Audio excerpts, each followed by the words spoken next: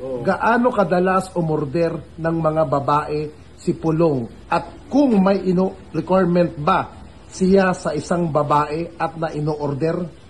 Paminsan lang naman, 4 times pa siya kumuha sa akin. Kapag tumawag lang yung business partner niya, dun ko lang siya makikita at makakausap, then mabibigyan.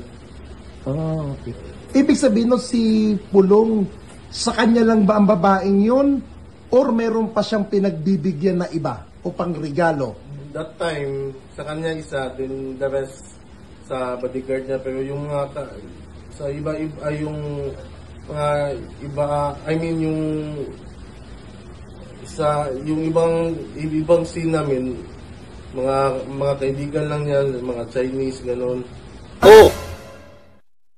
Grabe! No? Mahilig pala sa babae. Or pokpok. No? Mahilig pala ito sa pokpok, itong mga chikwa na to. And of course, si Pulong. Ano ba yung mga babae na yun? Kung ano bang tawag sa kanila? Pokpok talaga. Diba? Pokpok naman talaga. Kasi, ginagamit sila. Diba? Yung katawan nila, ginagamit po ng mga tropa ni Pulong, mga kaibigan ni Pulong, ng mga talagang Chinese, no? Hindi po tinong babae yung tawag sa kanila. Sila po ay mga pokpok. Congressman ninyo na si Pulong, mahilig sa pokpok. Kung pagbabasihan natin yung video na to. Kung pagbabasihan po natin ito, nako, nakakahiya. Diba? Nakakahiya po ito si Congressman. Ay! Tapos, namimigay pa siya ng mga babae dun sa mga Chinese. No? Ang tanong po dito, kaninong pera yung pinangbabayad sa mga pokpok na yan? Sabi ko nga sa inyo, sinabi din naman ni Digong na mahirap lang daw po ang pamilyang Duterte. Mahirap lang ang pamilyang Duterte, pero saan nyo kinukuha yung pambayad sa babaeng yan? Mga babaeng yan. So, sa madaling salita, kung iisipin natin, pera ng taong bayan, ginamit sa pampupukpok. K.O. Lahat may mga sabit. Si Sara ng bugbog. Okay, nagbanta. Ganon din si Digong, pumapatay daw. Siya naman nagsabi nun. Siya naman nagsabi niyan. Si Baste, gustong manampal, di naman makasampal. Si Pulong, gustong manaksak. Si Kiti-Kiti, may video na wala man lang ano sa katawan. Halos po lahat. K.O. Halos lahat. May ganong klaseng issue. Ay, naku po. Patay tayo diha. Grabe itong pamilyang ito, mga pre, talagang nakakatawa, ano. Pero syempre, bago tayo magtuloy-tuloy, pag-usapan muna natin itong si Abalos, Benhur Abalos. Talaga namang sigurado na po ngayon ang pagkapanalo ni Benhur Abalos. Alam niyo po kung bakit? Ipinakilala po siya ng dilawan o pinklawan na si Leni Robredo. Pinakilala po siya. Inendorso po siya ni Leni Robredo. Diba? Kasi, nagustuhan po ni Leni Robredo itong si Benhur Abalos dahil matulungin po. Matulungin po si Benhur Abalos. Ang tinulungan niya po noon ay ang lugar ni Leni Robredo. Kaya, eto po ngayon, inendorso po si Leni Robredo. At bukod po doon, nandito pa si Benhur Abalos sa alyansa. At kung titingnan po natin, mga pre, si Benhur Abalos po talaga, no? Ay suportado niya yung administrasyon. Oo, suportado niya po. Walang halong kaplastikan yung kanyang pinaggagawa. Wala po. Noon pa man, nakita naman natin kung limpak-limpak ng mga pulburon yung kanilang kumpiska. Diba? Nang dahil po yan sa administrasyon at syempre sa tulong po ni Benhur Abalos. Kasi kung sa panahon yun ni Digong, yung mga pulburo na yon, ay nako, bawas na yon. Baka yung lumabas sa media, 25% na lang. Yung 75% nakatago na. O baka nga palusutin pa lahat eh. 'Di ba? Kaya naisip ko, grabe, namamayagpag po ngayon si Benhur Abalos. Talagang sure win na po ito. Sigurado na po, number 1, magna-number 1. Number 1 eh, di ba? Kaya malapit na po yung eleksyon. Huwag po nating kalimutang iboto, suportahan yung isang senador na inakusahang adik. Okay, inakusahan naman silang adik. Si PBBM, ganun din. Si Benhur Abalos, ganun din. Dahil lang sa bunganga daw, di ba? Ginudge kaagad nila na adik yung tao. Dahil lang dun. Diba? Hindi po natin kailangan man-judge eh.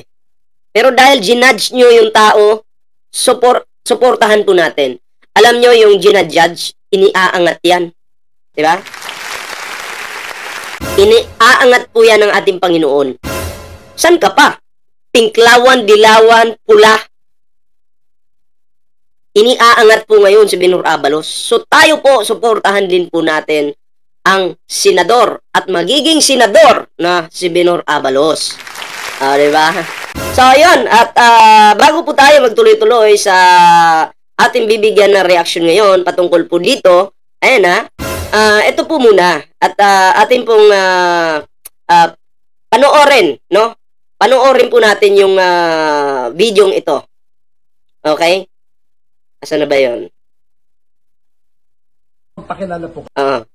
Eto, panoorin po natin yung video ito mga pre bago po tayo magsimula.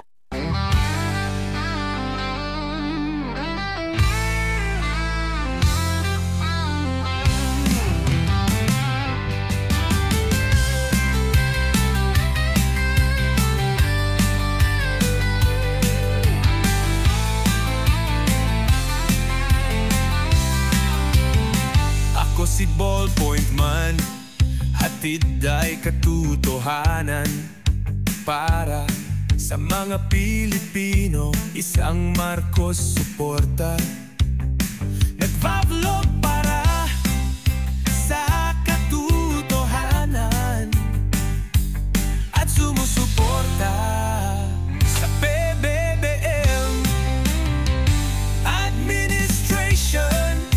Maraming mga fake news sa social media, kaya tara na at ating puksain ito. Ballpoint Man, isang vlogger na walang kinakatakutan, basta nasa katotohanan lang. Marcos administration ating ipagtanggol sa pangama panirang kalaban na nang hihila. Bababa tayo na't magsama-sama pang ipagtanggol ang ating bansa laban sa mga mananakop, mga traidor na Pilipino. Huwag kukonsintihin, dumadami na ang mga mapanirang Pilipino sa administrasyon dahil sa impluwensya ng isang pamilyang maka-China. Kaya nandito na si Ballpoint Man, lalabanan ang pamilyang maka-China na sumisira sa bansa. PBBM ating ipaglaban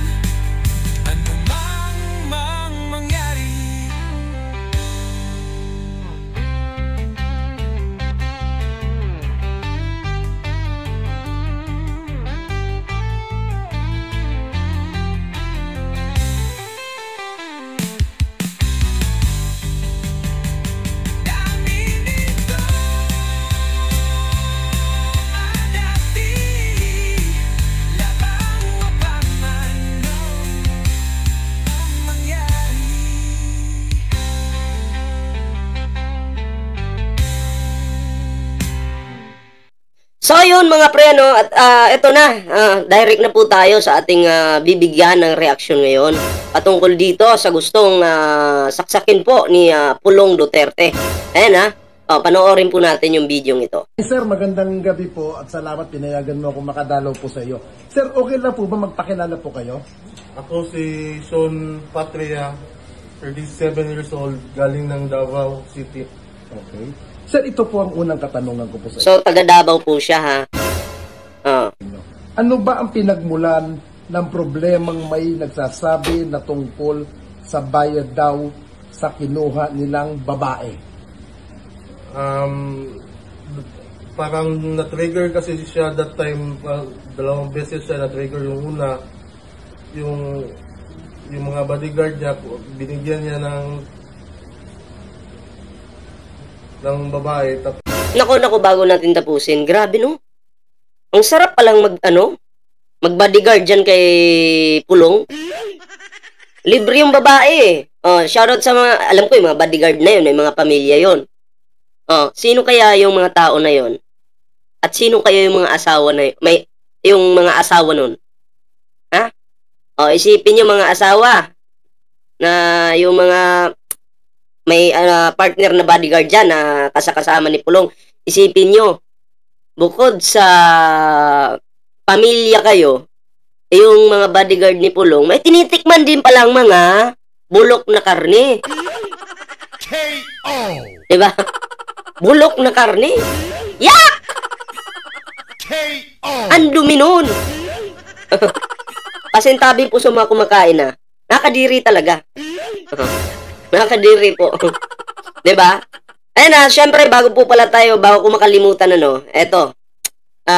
Bago ko po pala makalimutan, ayan suportahan po natin yung bagong Facebook, YouTube channel po ni Nino Barsaga. Ayan Nino Barsaga Official.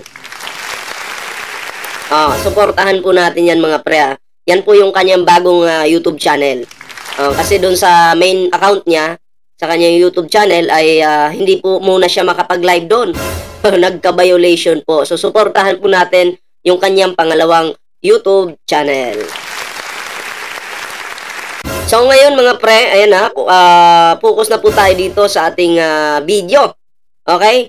Ito yung di umunoy bugaw na na-interview po ni Cap Nino. Tapos nakulang yung isa, then after that balik natin kaunti para klaro ha. Yung mga bodyguard niya, binigyan niya ng babae, tapos nakulang yung isa, then after that bayad na lahat, parang yung isang babae doon 1K lang binigay. Agoy! K.O. 1K. Grabe, kawawa naman. Yan ba, nagtitipi din pala ito si Pulong? Kung kukuha kayo, wala pala kayong pambayad. Sa pagkung iintindihin po natin, bayad naman lahat. Kaya nga lang, may isa doon na 1K lang yung binayad. Okay, nagigets nyo yun. Bayad, kung iintindihin po natin bayad naman lahat. Pero may isa doon na 1,000 lang yung binayad. Kaya siguro nagkagulo-gulo. So, anong kasunod? Ganito, 8 PM kami nag-start to 3 AM. Uy, grabe. Sa mga oras na yan, gising si Pulong? Kaya pala pag usapang Duterte, mababalitaan na lang natin tanghali nang pumasok sa opisina nila. Ang tanong, bakit gising sa ganong klaseng oras? Hindi ba makatulog? K.O. Di ba makatulog? Si PBBM maagang matulog. Hindi gising ang Pangulo sa ganyang klaseng oras. Pero si Pulong gising po. Kaya mapapatanong ka, sino ba talaga ang totoong kumakain? Ang totoong kumakain, lumalamo ng pulburon. Kasi ang pulburon po, Palagi kang ganyan, oh. KO. Ha? Palagi kang ganyan. Pag ikaw ay may pulburon sa katawan. KO. Katawan.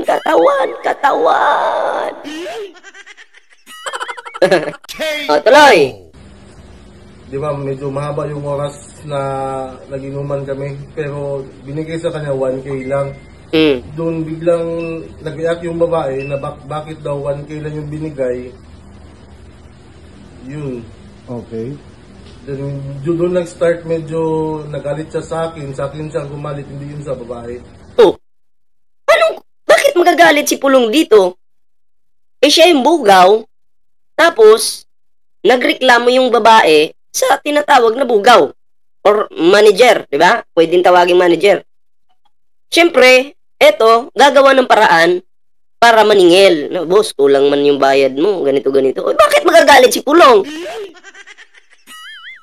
Hindi ka naman, di ba? Tinatanong lang ka lang naman siguro na, bakit kulang, boss? Ganito, ganyan. Pero alam ko na kung bakit. Siguro, puno ng pulburon yung katawan. Kaya ganun makapag-react. Feeling niya, sigang-siga na siya. Palain mo yung ulo niya, gaganon-ganon sa'yo. Ibang klase. Di ba? O, move tayo sa isang video. Same video pa rin. Putol-putol kasi ito eh. O, bigyan natin to ng reaksyon. Itong isang video na to. Pangalawang tanong. O, may pangalawang tanong na. O. Panoorin natin. Sir, pangalawang tanong ko po, may mga vlogger ng Duterte Camp na nagsasabi na gawa-gawa lang daw ang video para sirain si Pulong. Kini-question nila. Yan yung mga defender ng mga tanga. Gawa-gawa lang daw po yung video. Paano mo masasabing gawa-gawa yung video? May CCTV nga eh. Mukha ni Pulong yung nandun. May hawak na kutsilyo. Nasa isang bar. Diba? Paano magiging gawa-gawa? Inamin nga din ni Pulong eh. Ha? Alam mo, itong mga tangan DDS hindi nagre-research eh. Yung amo nyo nga umamin eh. Na patungkol sa video. Tapos magde-defend pa rin kayo. Pilit yung mamaliin. Yung talagang nangyari. Pilit yung gusto yung palabasin. Ay hindi, fake yung video. Gawa-gawa lang yan. Amo nyo umamin na. Tanga-tanga talaga itong mga to. KO. Tuloy. Yung walang audio. Paano nila masabi na gawa-gawa na hindi man natin yung bar? Then sabay kami that time bumasok ng bar galing sa bahay galing sa Woodridge to bar. Then yun, sabay kami that up to Maintindihan naman natin po siya kasi Bisaya po siya eh. 'Di ba? Alam natin na mga Bisaya magagaling mag-English yan. Pero minsan pag nagtatagalog katulad ko, mahirapan po ang katulad namin na magtuloy-tuloy. Lalo na kung hindi ka sanay. Okay? Kaya ganun po siya magsalita. Okay, tuloy natin. nalasing siya. Then binugbog niya ako sa baba. Okay. Almost 2 hours niya ako binugbog doon. Ay, grabe. May energy si Pulong. Inupakan ng inupakan eh. Siyempre, hindi naman papalag to. Pag pumalag to, patay to. Kaya ganado si Pulong naman bugbog. Diba? Ginaganahan. Sana all. Sana all na lang talaga. Walang kalaban-laban, binugbog. Anong kasalanan ng tao? Yan ang inyong congressman na si Pulong. Sana kung yung hinamon mo na lang ng suntukan, si Pacquiao, iwan ko lang kung tatagal ka ng 1 minuto doon. KO. Diba? Hamunin mo nga si Pacquiao. Babanatan mo lang tong kinakaya-kaya mo eh. Ang kaya nyo lang yung mga maliliit. Pero yung malalaki, kaibigan nyo. Sus! Buti na lang, buti na lang may CCTV din. Yun. Pero, Ang tanong po dito, may CCTV doon. Sino kaya yung naglabas nun? Ha? Sasabihin nyo, hindi, paninira yan. Kasi mag-i-election eh. Mas maganda nga eh, na ilalabas yung video. Dahil mag-i-eleksyon para magkaalamanan at para malaman ng tao na ganyan pala ang pulong ninyo. Sasabihin ng iba, di, dapat noon po nyo pala nilabas yan. Kung ako din, yung mataas, kahit may video, hindi ko siya agad-agad ilalabas. Ita-timing ko pa kung saan malapit na yung eleksyon, dun ko ilalabas yung video. Strategy yun para hindi kay buto. Kaya magtatanong kayo, kaya nyo ginagawa yan kasi para dahil malapit na yung eleksyon. Malamang sa malamang ganun talaga. Ginawa mo yun eh. Sorry ka na lang. Sa politika kasi, ito yung ginagamit. Eto.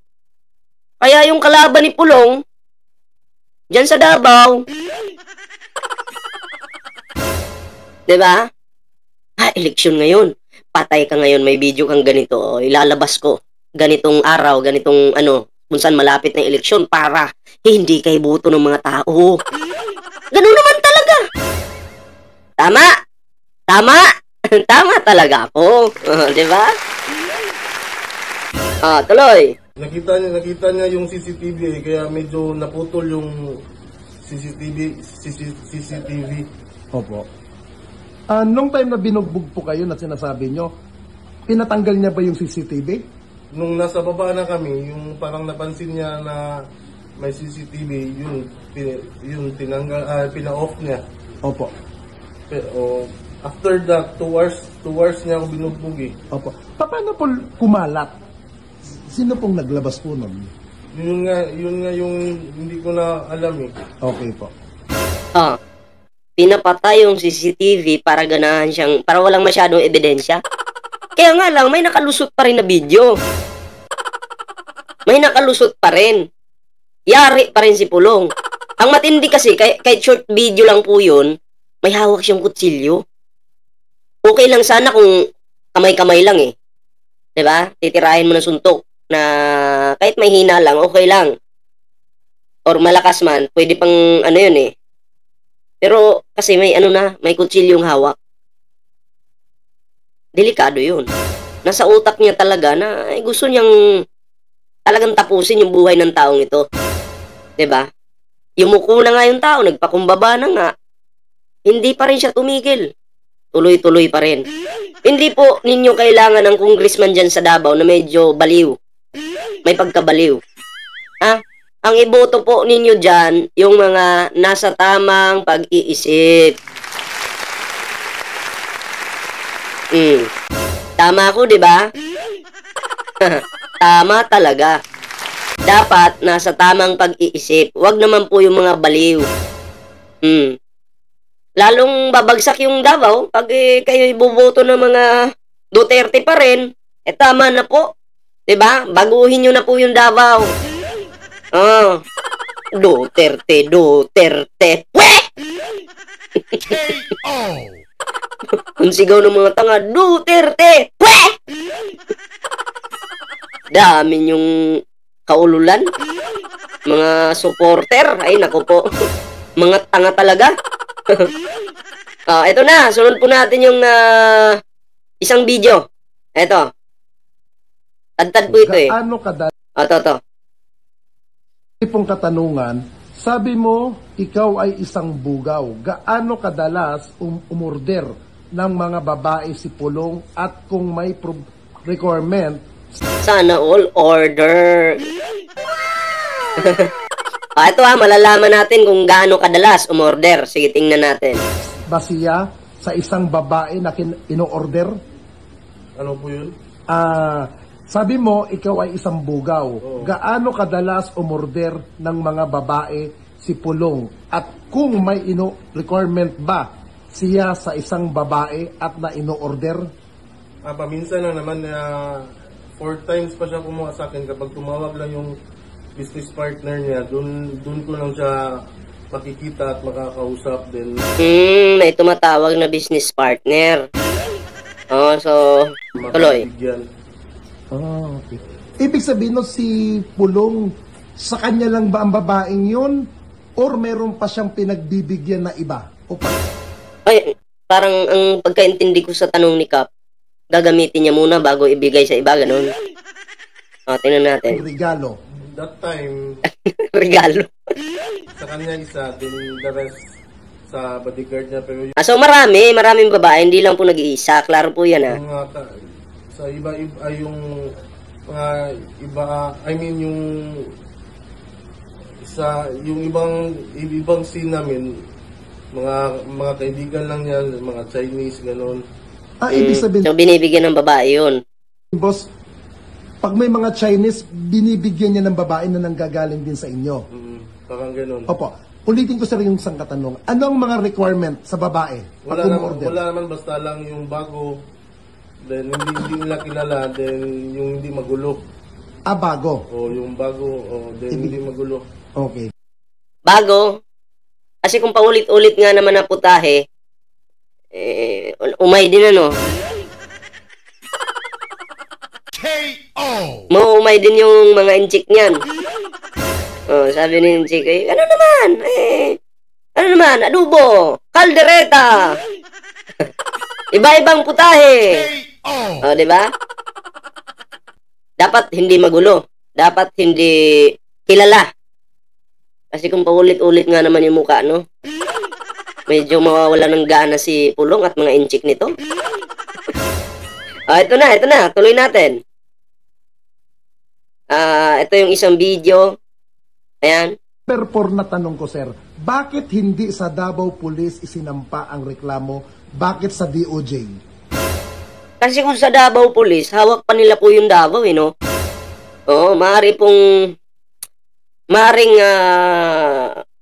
alam nyo na, malusutan nila yan. Tapos pangalawa, yung buhay nito mga nganib, Davao Baliktad na po ngayon yung sinasabi nilang pinaka-safe yung Davao. Hindi po totoo yun. Kasi yung congressman nila doon gustong pumatay. Gustong pumatay ng tao. Simulan mo muna sa congressman. Dapat mabait yung congressman, matino. At masasabi natin na safe talaga yung Davao. Pero hindi Gustong pumatay ng congressman may hawak pang patalim. So, hindi po safe yung Davao.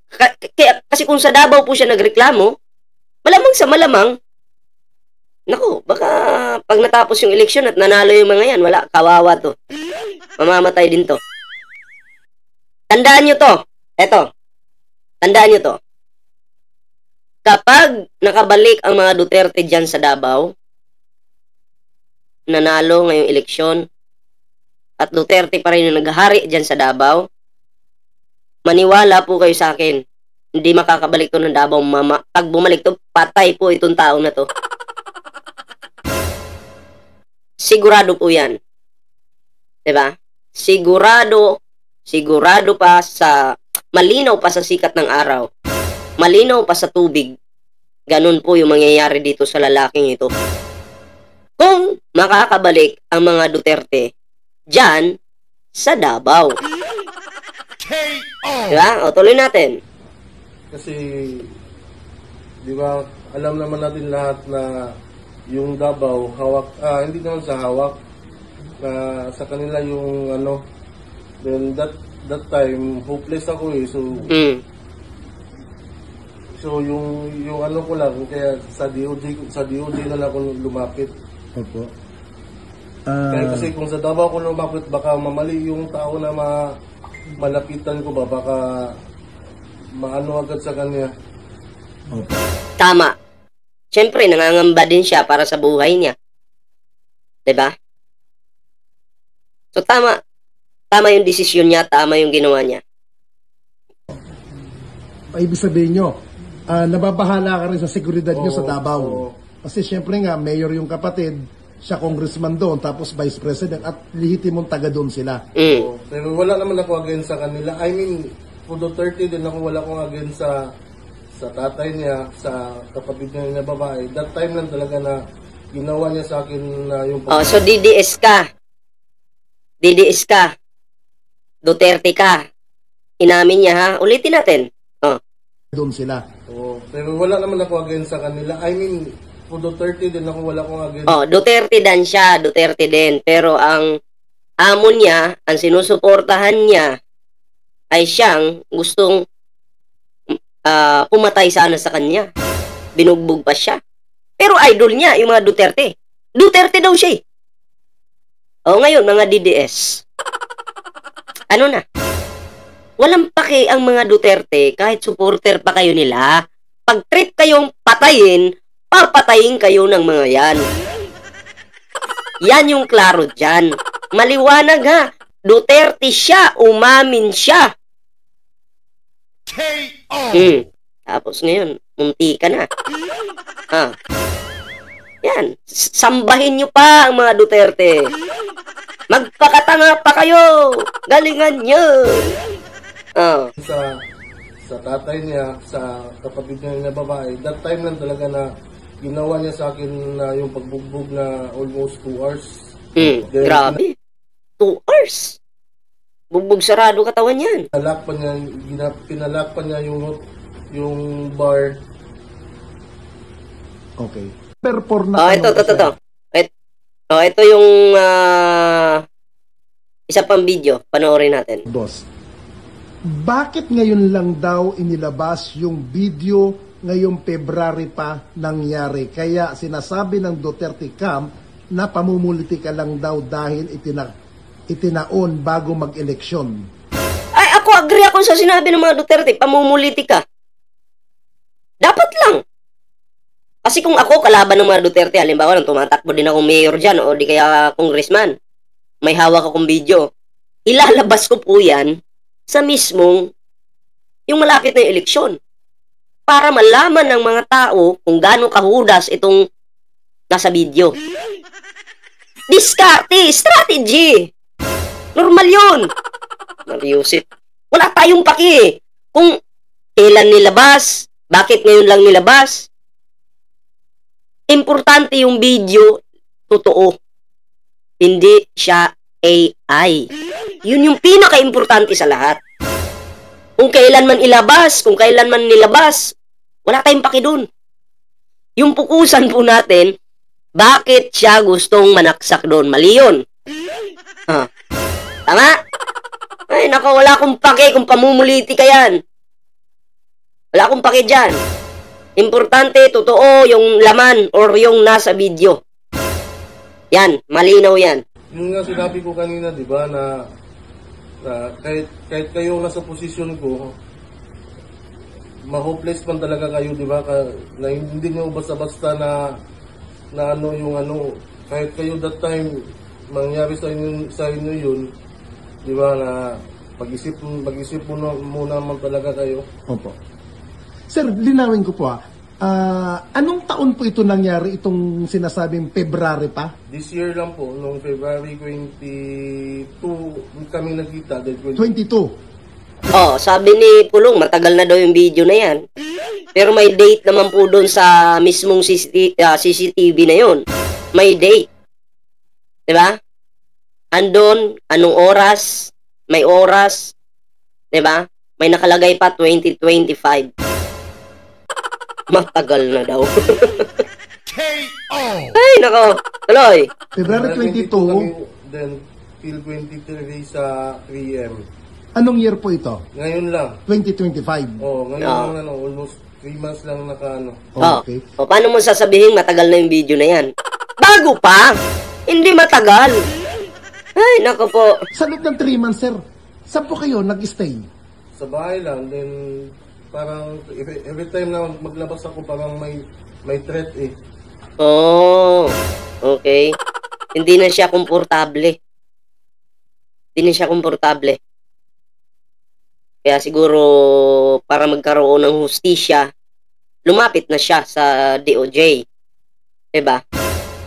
Okay, tuloy. May nagkatimba sa inyo na takutin kayo, i-text kayo. Wala naman kasi makipil ko lang.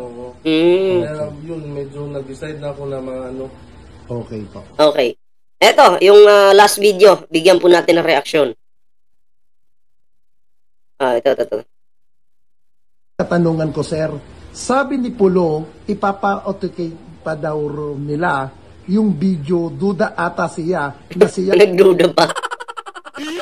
Dami mong kabalbalan, dami mong pautot. Papa-authenticate. Papa-authenticate. Ano yan? Magkukunyari kang duda ka para sabihin ng mga tanga mong supporter na, oo nga, baka edited yan, baka AI yan.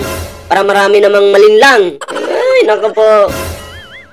Kung nasa video, ano ang masasabi niyo po dito? Wala tayong magawa kung yan lang sabihin niya, pero tingnan nyo naman yung video, di ba, na siya talaga. Kaya tingnan pa natin yung CCTV sa labas, yung pagsabay namin pumasok, pati paglabas niya. Alam naman, Opo. Ako'y naniniwala na ano talaga yun, si Pulong po talaga yun. At klarong-klaro yung mukha eh.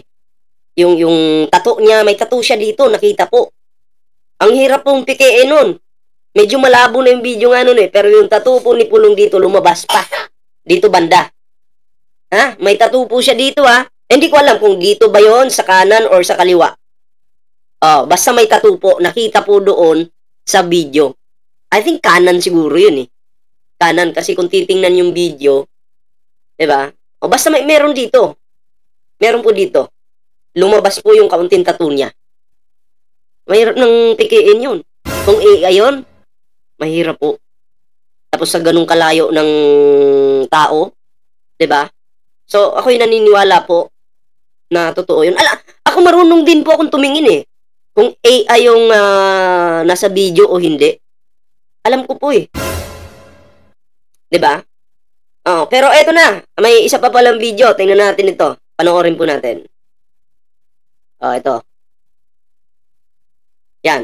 Kuya, para malinaw na rin po sa ating ibang mga kapanood, hindi po kita pinilit, hindi kita tinuruan. Ito po yung kinikwento nyo po sa akin, ay ako po ay nagtatanong lamang po base doon sa napanood nyo pong video. Tama po ba ako? Tama naman po. Wala pong pangyayaring pagpipilit po, kuya. Wala naman. Opo, wala pong pananakit, walang pananakot po Wala. Salamat, boss. Sige. Ayun. Maliwanag po yun ha. Hindi nanutok si Kap. Wala siyang tinutok. Okay? Ano lang, interview lang. At para malaman po natin kung ano po yung katotohanan. Kaya dahil po dyan, ayan ha, may bago pong YouTube channel, si Nino Barsaga. Suportahan po natin yan. Ayan ha, Nino Barsaga Official. Pangalawan niya pong YouTube account yan. Ayan ha, suportahan po natin mga pre. So ayan ha, sa hindi pa po nakasubscribe sa ating YouTube channel, huwag kalimutang mag-like, share, and subscribe para naman po maging updated kayo sa mga uploads natin. At maraming salamat sa mga bago nating subscriber dyan. At syempre sa hindi pa nakafollow sa ating Facebook page na Ballpoint Man 2.0, huwag niyo pong kalimutang i-follow ang ating Facebook page. Ipapakita ko lang sa inyo, wait lang. So ito mga pre, ito po yung ating Facebook page. Huwag niyo pong kalimutang i-follow. Yan, Ballpoint Man 2.0. Sa main account ko na Ballpoint Man, hindi pa po ako makapag-reply doon. Hindi rin ako makatawag, hindi rin ako matawagan. Pero nababasa ko po yung mga message nyo kasi 5 days na lang po. Ano po kasi, restricted po yung aking Facebook account, main. Pero dito, pwede po kayong mag-chat, tumawag, pwede po. Kung importante naman po yung pag-uusapan natin, dito po kayo kumontak.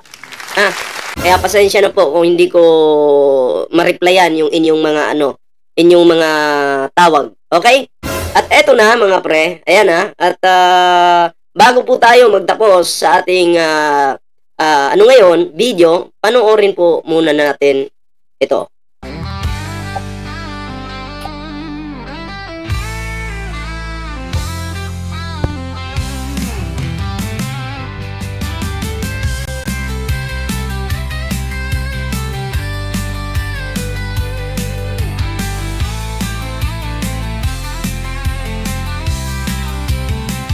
Ako si Ballpoint Man, hatid ay katotohanan para sa mga Pilipino, isang Marcos suporta.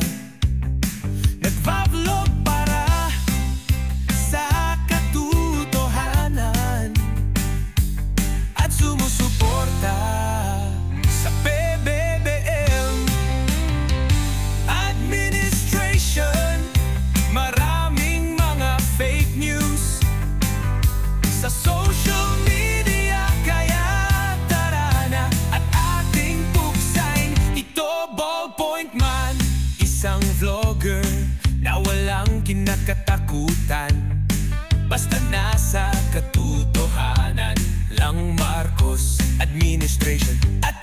ipagtanggol sa mga mapanirang kalabanan ng hihila.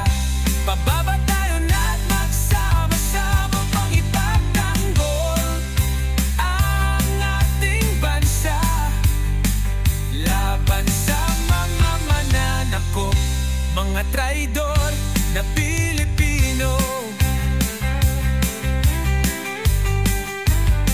Huwag kukonsintihin, dumadami na ang mga mapanirang Pilipino sa administrasyon.